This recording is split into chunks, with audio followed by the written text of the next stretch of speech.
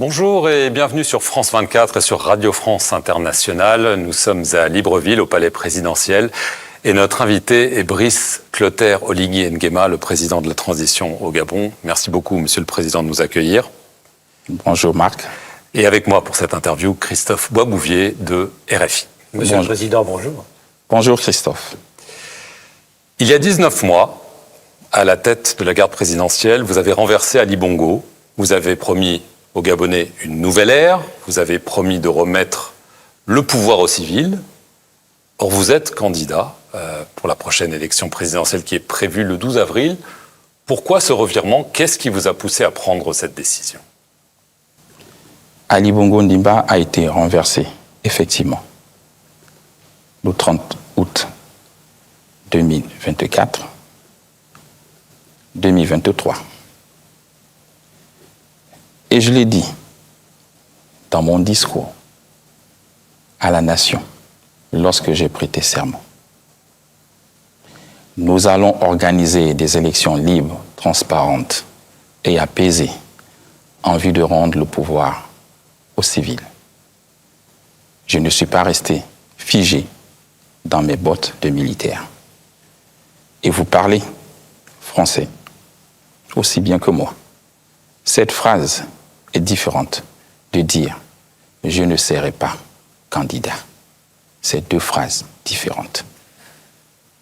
J'ai laissé l'ouverture au peuple. Le jour où le peuple a besoin de moi et qui m'appelle, je répondrai, comme ce fut le cas aujourd'hui, en respectant les règles de droit. J'ai renoncé à mon statut de militaire. Je concours en tant que civil. Et pour preuve, vous ne m'avez pas appelé général. Vous avez dit Brice Clotaire Oligui Nguema. C'est dire que le titre de général a disparu. Je suis un civil, tout comme les autres. Alors votre premier bilan, Monsieur le Président, puisque voilà 19 mois que vous êtes au pouvoir, il y a des avis partagés, c'est vrai, il y a des choses qui vont mieux, les frais de scolarité sont pris en charge, les pensions de retraités sont à nouveau versées, mais 40% des jeunes sont au chômage, la dette atteint 70% du PIB, les coupures d'électricité se multiplient, notamment ici, à Libreville. Est-ce que ces difficultés de la vie quotidienne ne risquent pas de ternir ce bilan? Les difficultés de la vie quotidienne, nous les avons héritées du système déchu. Et aujourd'hui, nous faisons des efforts. Le chômage, comme vous l'avez dit, il a baissé de 12%. Parce que nous avons mis le pays en chantier. Effectivement, la dette, elle est là, elle existe. Ce n'est pas moi qui ai créé cette dette. Je l'ai héritée. C'est le passif. Et en tant que chef, il faut assumer le passif des autres. C'est aussi ça, la responsabilité d'un chef d'État. Oui, elle est là, mais nous arrivons à nous en sortir. Pour preuve, j'ai payé l'AFD, j'ai payé l'échéance de la Banque mondiale, le FMI, je ne dois pas. J'ai payé la BAD, j'ai payé la BIRN, j'ai payé Afleximbank. J'ai vais aux élections où j'ai réglé mes échéances. C'est vrai que la dette est là et que la notation du Gabon a baissé. Mais c'est aussi en partie à cause de vos entreprises et qui me payent en retard. Comment voulez-vous que je sois à l'heure de mes échéances quand mes dividendes et mes impôts, mes revenus sont payés en retard? Donc cette dégradation de la note, on doit tous se la partager et l'assumer. Depuis le 30 août 2023, vous l'avez dit, vous avez refusé le terme de coup d'État, vous dites coup de libération. Vous avez aussi opté pour une transition courte. Ça devait être 2 ans, ça va même être moins, les élections vont avoir lieu en avril. C'est quand même très différent de ce qui se passe au Sahel. Je vois que vous souriez. Vous ne souhaitez pas qu'on vous compare aux putschistes du Sahel? Putschiste, j'ai dit le mot un peu trop fort. Ce n'est pas un terme que je vais employer pour mes collègues militaires. Ce n'est pas la peine, à chaque fois, de jeter la pierre sur les autres. Je vous dis, ce sont mes frères d'armes. Nous ne sommes pas dans la rupture avec les grandes puissances. Pour preuve, les Français au Gabon, les autres, personne n'a été inquiété. Alors justement, dans les 3 pays de l'Alliance des États du Sahel qui ont connu eux aussi un putsch, les militaires français ont été expulsés et la France est maintenant accusée de tous les maux, et notamment de néocolonialisme. Est-ce que vous n'êtes pas tenté, vous aussi, Monsieur le Président, de suivre ce chemin qui pourrait plaire peut-être à une partie de votre opinion? Je vous ai dit, je suis inclusif. Je ne suis aucun chemin. Et aucun pays au monde ne s'est construit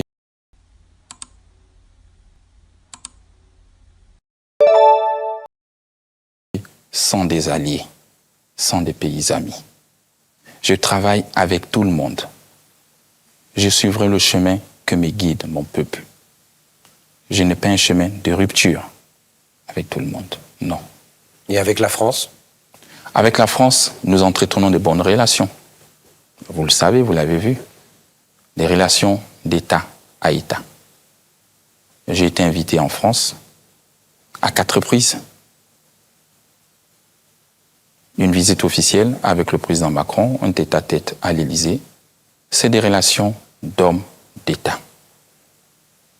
Et j'ai été invité aux Jeux Olympiques. J'ai été invité au sommet de la francophonie. J'ai été invité à l'ouverture de Notre-Dame de Paris. Nous avons des très bonnes relations. Et la France est notre partenaire historique. Mais il ne nous a pas échappé, en dehors des 3 États du Sahel dont on a déjà parlé, si on mentionne le Sénégal, la Côte d'Ivoire, le Tchad, oui. Partout, les militaires français quittent l'Afrique, sauf ici au Gabon. Pourquoi cette exception gabonaise? Et est-ce que vous pensez aussi qu'il faut que les militaires français partent à terme? C'est vous qui le pensez. Je vous pose la question. Les Français sont la bienvenue ici. Les Russes, peut-être demain, s'ils veulent venir, seront peut-être aussi la bienvenue. Je vous ai dit, je suis inclusif, je ne chasse personne. Les Chinois sont la bienvenue ici, ils font des affaires ici. Toutes les communautés sont la bienvenue ici. Donc, je ne fais pas de distinction. Pour ce qui est de la base française,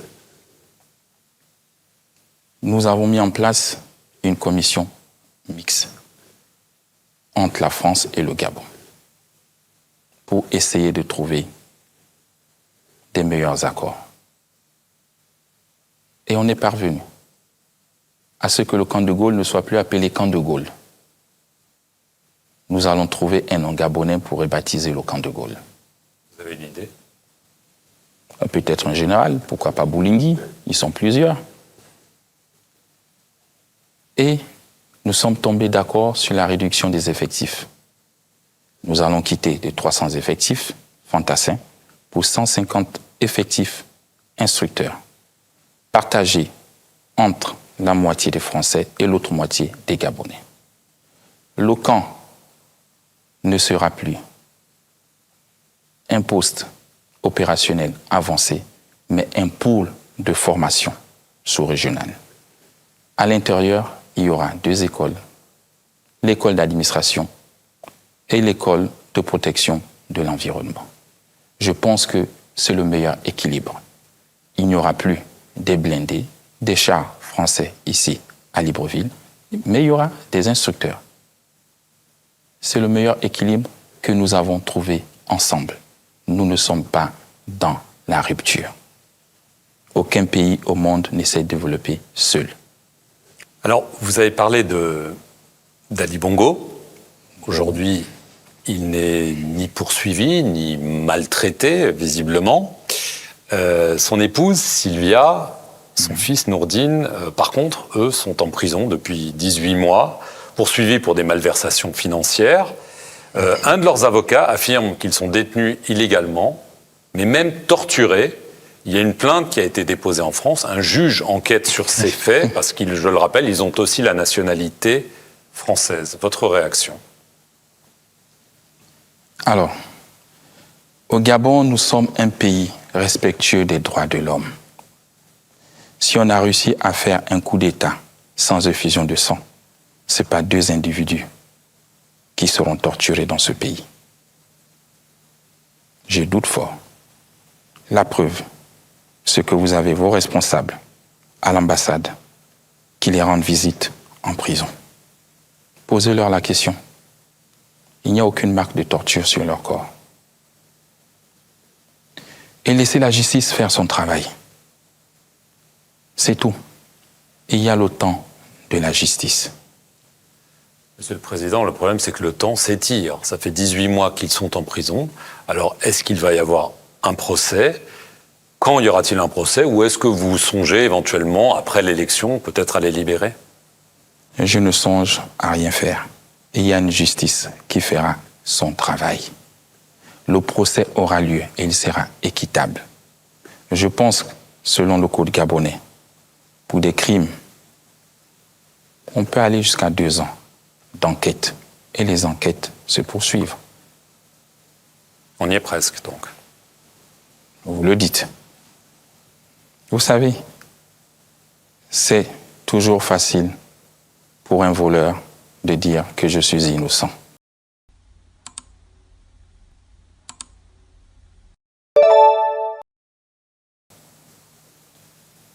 Il y a des preuves dans le dossier chez le juge d'instruction. Laissez la justice faire son travail.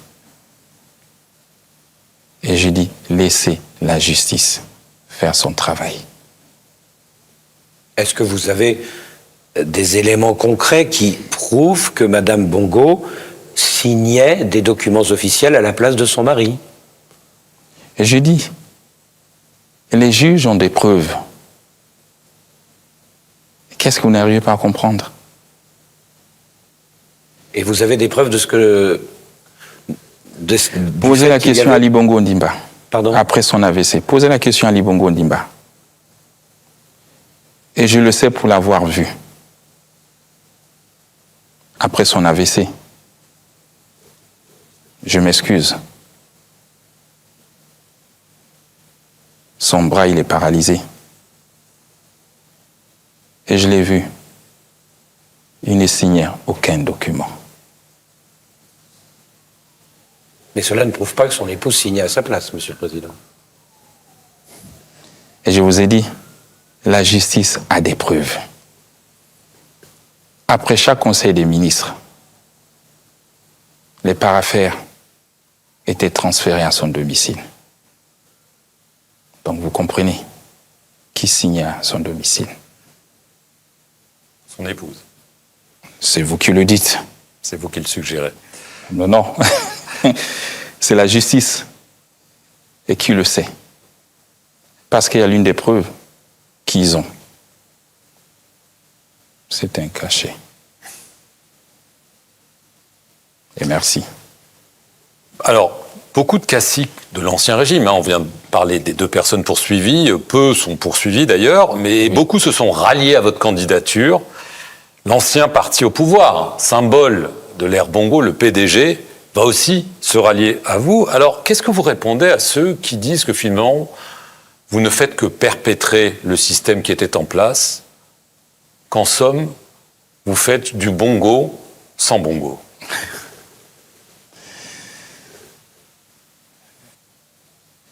J'ai vos élections, j'ai mis une plateforme en place.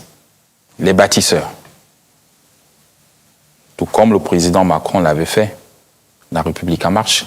Je n'ai pas de parti politique, je n'ai pas d'association, parce que je ne veux pas être tenu par un parti politique ou par une quelconque association. Je veux être élu par le peuple gabonais. Je veux être porté par le peuple gabonais. Pas par un groupe ou un clan. Alors pour cette présidentielle, il y a 8 candidats, mais les règles sont tellement restrictives qu'en dehors de l'ancien Premier ministre Alain-Claude Billy-Binzé, aucun poids lourd ne peut se présenter contre vous. Du coup, On se demande si vous n'avez pas sciemment exclu le professeur Albert Ondeau, qui est le vrai vainqueur d'août 2023, Pierre Claver Maganga Moussavou et le syndicaliste Jean-Rémy Yama, parce qu'ils pouvaient peut-être vous battre ou au moins vous forcer à un deuxième tour. Alors,